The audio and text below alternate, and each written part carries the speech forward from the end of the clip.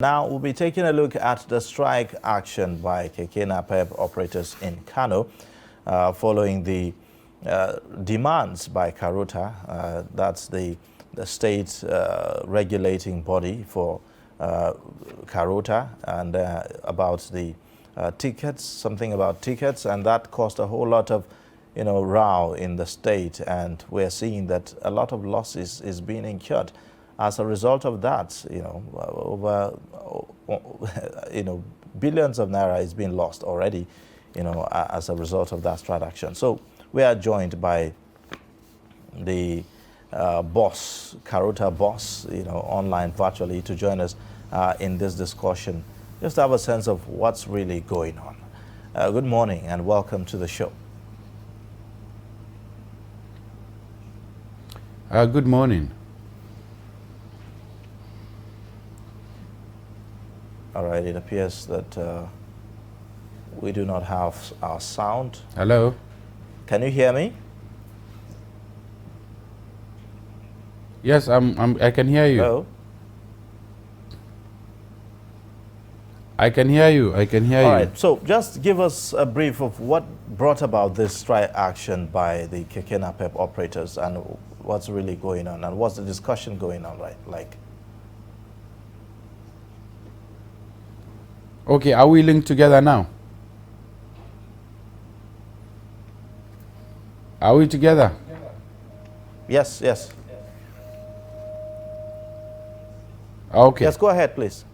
Good morning. Good morning.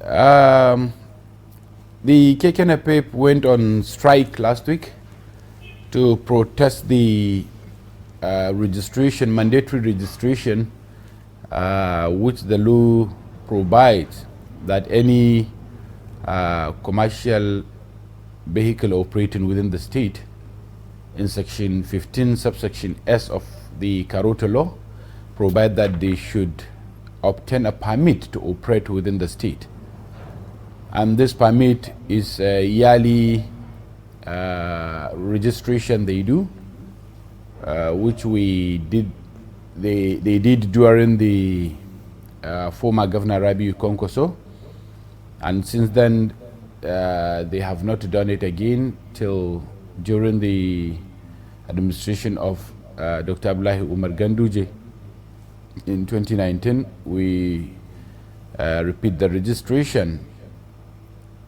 So it is a yearly registration, like I told you, but they feel it shouldn't be a yearly thing. That is one, according to them, and they want to do it for free, and even if you ask them to do it for free, they will not come until you enforce it.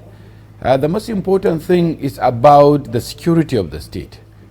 Most of the crime committed in Kano, the little crimes, because we thank God the crime in the state is at the lowest minimum level, not compared to other states. We thank God for that. But the crimes committed within the state, most of it you see it happening with the Keke Napep. Every day you hear one crime or the other with the Keke, one crime or the other with the Keke. So the State Security Council advised that the registration be renewed, and we informed them. We called the leadership, we sat with them, we discussed, and we tell them to pay 8,000 naira for the renewal, and those that have a new tricycle, they should pay 18,000 naira. But unfortunately, they decide not to do it, and we decide to enforce it. That's what brings about the problem. Now, they went on strike where the NBA came in. Last time they did the same thing. The State Labor Union came in to reconcile us with them, ask them to do it. It's the law that provides for that, as well as security for them, because I cannot condemn all of them. Most of them are responsible tricycle riders who are out for their daily bread, while some of them are the criminals in them, of course, yes. They decide not to do it, of course, and the labor union broker peace between the my agency and them, which is responsible for this registration. Now the second time that they are supposed to do it, because from 2019 to date we did not repeat the registration because the governor looked at the situation of the COVID problem, the economic hardship, the economic problems within the country and then well at large. He said we should allow them for those periods, but within that period there is a growth of almost over 10,000 of them are registered. They just decide to copy other people's number, go and commit crime. When you arrest somebody, you find that it's not the one. You arrest one KK with 20 different numbers. So now that the economy is a bit stable, we decide to recapture them and renew the ones that had already registered to make sure they are still Tricycle, popularly the one known as riding the tricycle, because some of them sell it, some of them purchase the new ones, some of them did not use their old numbers. So if you are not updating them, you keep having problem in the state, especially in terms of security, like I said, not only the revenue generation aspect. Okay, now so the NBA now came came in for this exercise to be carried out by these operators. Do they have enough time? Have you given them enough time to do this? We gave them enough time. Since December, we asked them, November, sorry, we asked them to do through November, December, and we will start enforcement 1st of January. So when we start the enforcement, that's when the problem started. And now after the discussion with the NBA, I have to specially thank the NBA chairman and the director SSS of Kano State, who also begged the governor to look at other issues which they raised, to request the governor to give them some leverage time within which to comply with the registration. Now, yesterday we've discussed at length, and we agree that they will continue registration from today up to the end of February. We're going to say that, I mean, if you look at the number of tricycle operators in Kano, quite a large number, I mean, in hundreds of thousands, isn't it? Do you have enough personnel to make sure that that exercise, you know, is being conducted within the time frame with which you've provided?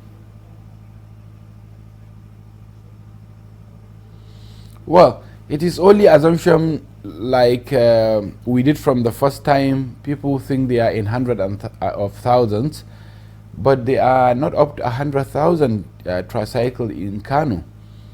The last registration we did, they were not more than 50,000, and we believe plus or minus now they can be up to 60,000 now. And even if they are up to 100,000 or 200,000, we have enough manpower and the equipments to do this registration within the shortest possible time. Yes, we can do it.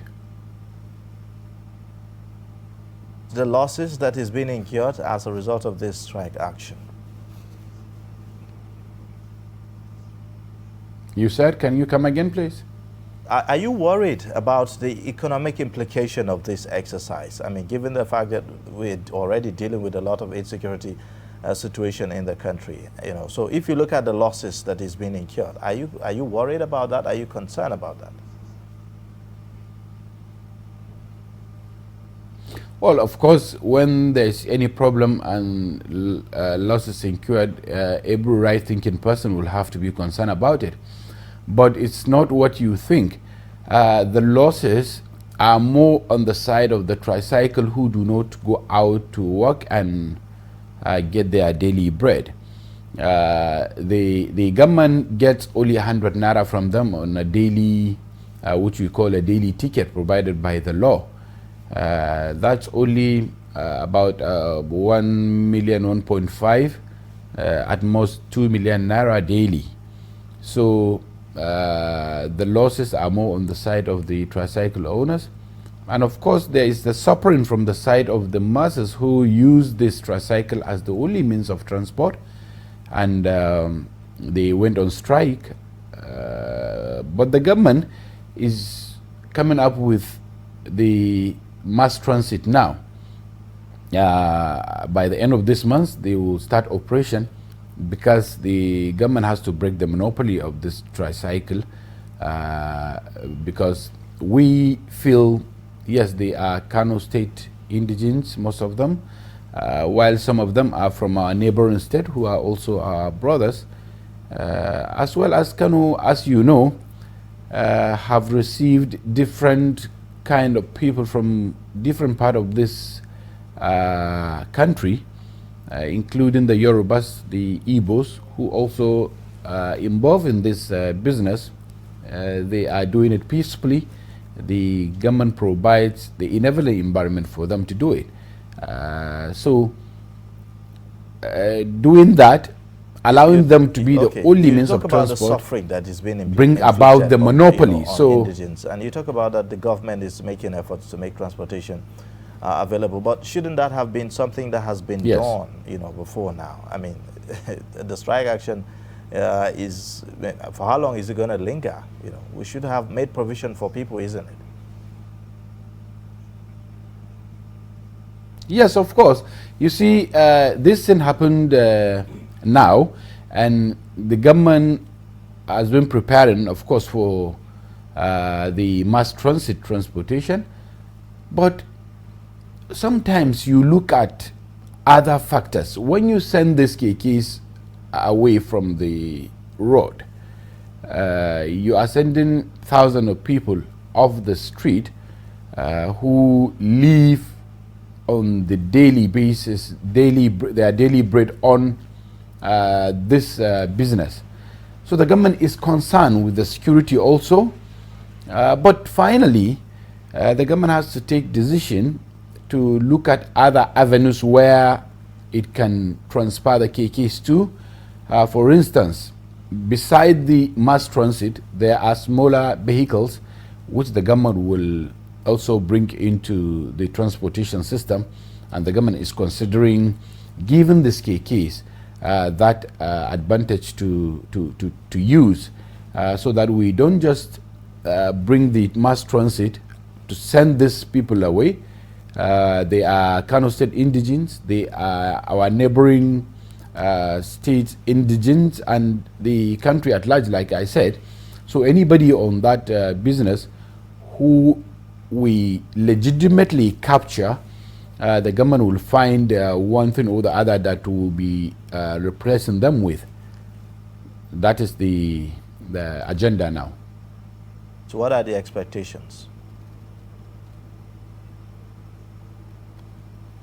Of course, the expectation is that the security situation of the state will improve. Like I rightly told you from the beginning, we thank God for the peace we have in Kano State, which I believe is not just by coincidence.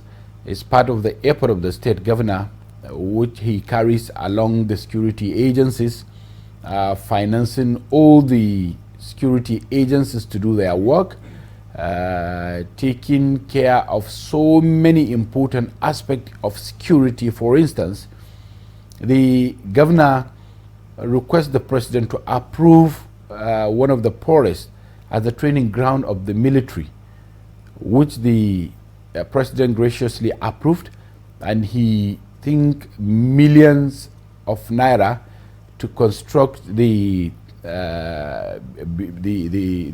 accommodation, hostel and what have you for the military, and they are doing their training there. So by doing that means you don't allow the tourists to come into the forest to settle.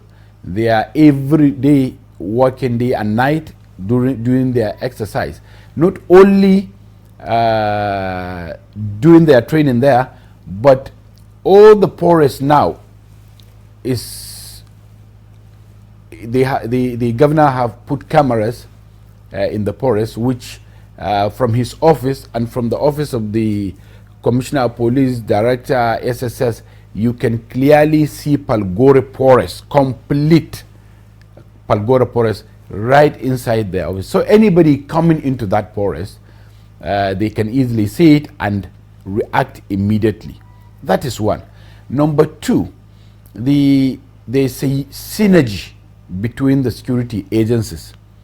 As much as they carry the little ones, that is like Karota, they carry us along in helping with the intelligence information and other things, because we are every day on the road. We arrest a lot of criminals and we hand them over to the security agencies. They encourage us, they give us training. Like the Director, SSS, and the Commissioner of Police, they give us training on intelligence gathering. So they don't take chances on security. In Kano, the security chiefs are working together, not unlike other states. You see there is rivalry between the DSS and the military, the DSS and the police, the DSS and the civil defense, the police and the civil defense, like that. But in Kano, we thank God for this good working relationship. Everybody is collaborating with his brother to make sure that they keep the state in peace as is needed. Thank you so much for joining us on the show this morning and giving us an update on what's really happening with the strike action there. Baffa Danagundi, Managing Director, Karota, Kano State. Thank you so much. We look forward to having you again.